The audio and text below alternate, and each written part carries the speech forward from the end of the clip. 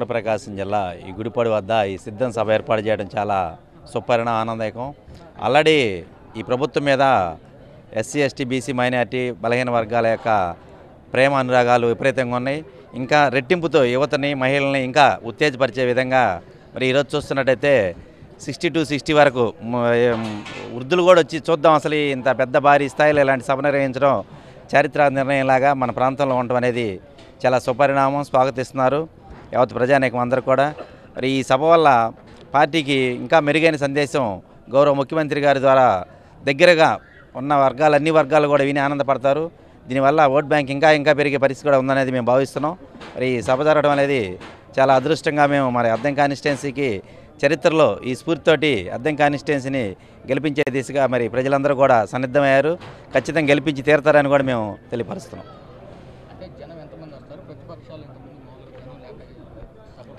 జగన్మోహన్ రెడ్డి సభకి జనం లేరనే మాట ఎక్కడలేదు చరిత్రలో. మరి ఇప్పుడు గత 2 సభలు చూస్తే దానికి కూడా మించి అనేది 15 లక్షలు మనం అనుకున్న టార్గెట్ పెద్దలు రీచ్ అవుతారు. ఖచ్చితంగా ఎలాంటి సందేహమే లేదు. దాంట్లో 100% వాళ్ళు వచ్చి కూడా కౌంట్ చేసుకోవచ్చు, ఎలాంటి ఇబ్బంది లేదు. ఈ గుడిపాడు దగ్గర వైఎస్ఆర్ పార్టీ సిద్ధం సభ చేసిన విధానం చూస్తే ఎస్సీ మైనారిటీ వర్గాలు బీసీలు అందరూ కలిసికట్టుగా రేపు సిద్ధం సభకి దాదాపు 15 లక్షల మంది వస్తారు. ఈ పరిమాణం రేపు నెక్స్ట్ గవర్నమెంట్ కూడా జగన్మోహన్ రెడ్డి వస్తాడని మేము ఆశిస్తూ జై జగన్.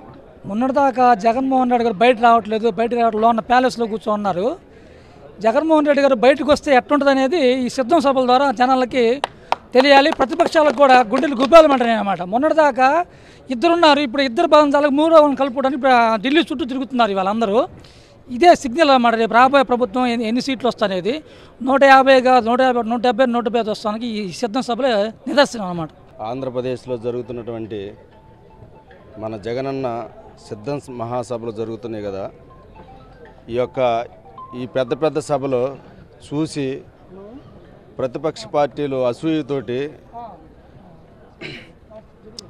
12 ఎన్ని పార్టీలు ఉంటే అన్నిటిని కలుపుకొని వాళ్ళు భయపడి ఇలా పార్టీలను కలుపుకుంటున్నారు. కానీ జగన్మోహన్ రెడ్డి గారు చెప్పినట్టు 175 స్థానాలు జగన్మోహన్ రెడ్డి గారు గెలుస్తారు. దానికి మనందరం కూడా సిద్ధంగా ఉండి కృషి చేయాలి. జై జగన్. ఈ సిద్ధం సభలు మన అద్దంకి గడ్డ మీద నిర్వహించడం అనేది మనకు చాలా అనివార్యం.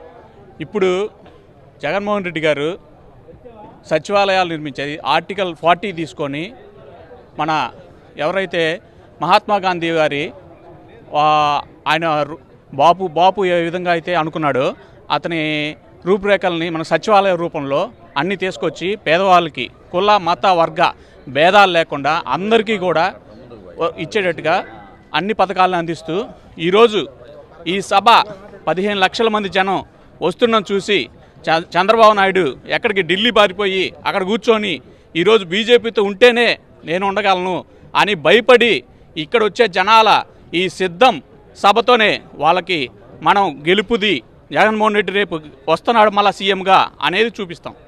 జై జగన్. అందరికీ నమస్కారం. నా పేరు పాదయాత్ర రసి అంటారు.